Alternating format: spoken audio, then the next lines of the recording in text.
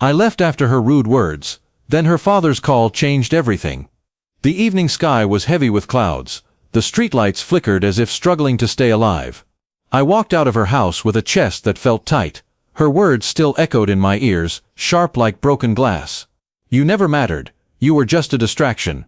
The sting of those words made my throat dry. I could taste bitterness in the back of my mouth.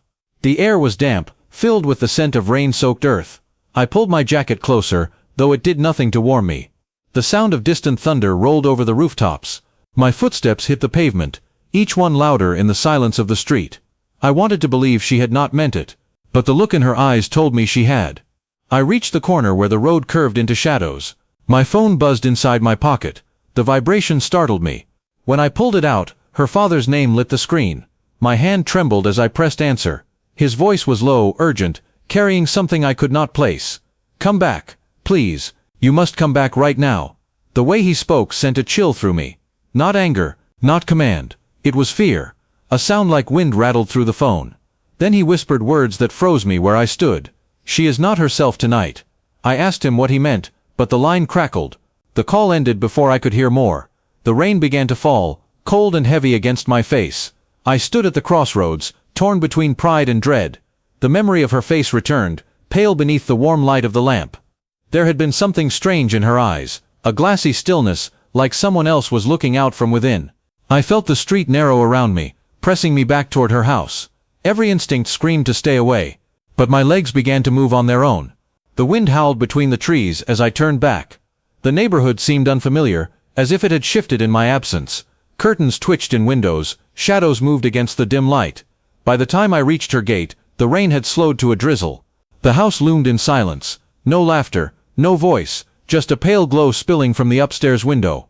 The door was unlocked, hanging slightly open. Inside, the air smelled faintly of smoke and metal. The hallway stretched long and empty, with every step echoing louder than the last.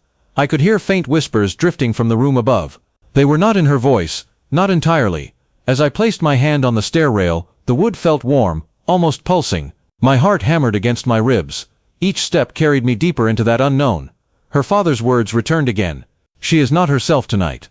I reached the landing. The whispers grew louder, and when I opened the door, I finally saw what he had meant. She stood by the window, her back to me, the curtains swayed with the breeze carrying the faint smell of rain. Her shoulders were trembling, but she was silent. I stepped closer, careful not to startle her. Her reflection in the glass revealed eyes I almost did not recognize. The coldness I had seen before was gone. Instead they were filled with tears. She turned, her face pale, lips parted as if searching for words. I did not mean it, she whispered. Her voice cracked, fragile like thin ice. The rude words that had pushed me away were now stripped of their weight. She reached for my hand, her fingers cold but desperate to hold. Behind her, the door creaked, and her father entered quietly. His weary eyes met mine, filled with relief. "Thank you for coming back," he said softly. For the first time that night, the tension in my chest eased. The storm outside began to fade, leaving only the soft patter of rain. The house no longer felt like a trap. It felt like a place where broken words could still be mended, and as I held her trembling hand, I understood. Sometimes pain hides behind anger, sometimes love waits behind silence, and sometimes one phone call is enough to change everything.